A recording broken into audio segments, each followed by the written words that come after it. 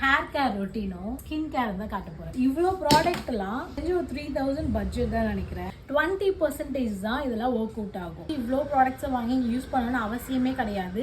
நீங்கள் ஒரு நல்ல இன்டேக் எடுத்துக்கிட்டீங்கன்னா, இன்டேக் எடுக்கிறதுல யூஸ் பண்ணீங்கன்னா உண்மையாகவே 80% ரிசல்ட்டும் உங்களால் பார்க்க முடியும். எல்லாருக்குமே ஒரு மித் இருக்கு, ஹேர் ஆயில், ஷாம்பு, ஸ்கின் கேருக்கு வந்து மாய்ஸ்சரைசர், சன்ஸ்கிரீன் இதெல்லாம் யூஸ் பண்ணாலே போதும். அது கண்டிப்பாக இல்லை. இது எல்லாமே மார்க்கெட்டிங்காக பேசப்படுறது. பட் ஆனால் 80% ட்ரூத் என்னன்னா, அப்புறம் இன்டேக்ல மட்டும்தான் நம்மளால இவ்வளோ அழகான ஹேர் அண்ட் ஸ்கின் உங்களால் கொண்டு வர முடியும். எல்லாமே தெரியும், நான் ஃபாலோ பண்ணுறவங்களுக்கு ரெகுலராக நான் வாங்குற ப்ராடக்ட்ஸ் தான் இதெல்லாமே. ஆஸ் யூஷுவல் உழவர் ஸ்டோர்ல இருந்து அவங்ககிட்ட இந்த மந்த்தும் வாங்கியிருக்கேன்.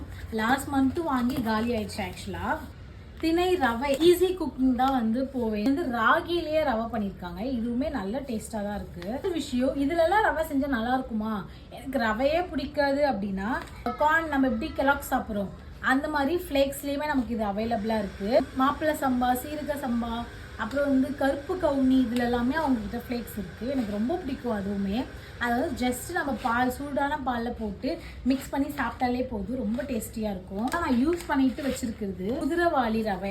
இந்த ரவைலாம் நான் எப்படி யூஸ் பண்ணால், கோதுமை மாவோட மிக்ஸ் பண்ணி தோசை மாதிரி ஊற்றுறதுக்காக இந்த ரவைலாம் மோஸ்ட்லி யூஸ் பண்ணுவேன். நல்லா மொறு மொறுன்னு வரும் தோசை. ரவையாகவும் நிறைய வெஜிடபிள்ஸ்லாம் போட்டு சாப்பிட்டா இன்னும் சூப்பராக இருக்கும். முக்கியமாக ஹெல்த்தியாக இருக்கும். கருப்பு கவுனி கஞ்சி மிக்ஸ் எதுவுமே போட வேண்டாம்.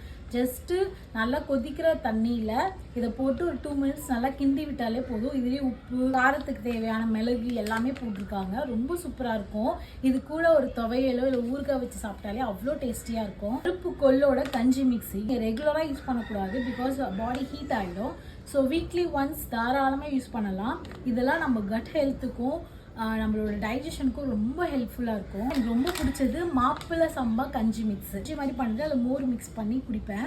ரொம்ப டேஸ்டியாக இருக்கும். அவங்க போட்டிருக்க இன்க்ரீடியண்ட்டும் ரொம்ப நல்லா இருக்கும். எல்லா ப்ராடக்ட்டுமே வந்துட்டு 100% ஆர்கானிக் மட்டும்தான். முக்கியமான தானியங்கள், அப்புறம் கஞ்சி மிக்ஸு, கருவேப்பிலை பொடி, நெய், அது மாதிரி நிறைய ப்ராடக்ட்ஸ் இருக்குது. அது இல்லாமல் இவங்ககிட்ட மக்கான பெஸ்ட்டான ப்ரைஸில் கொடுத்துட்டு இருக்காங்க.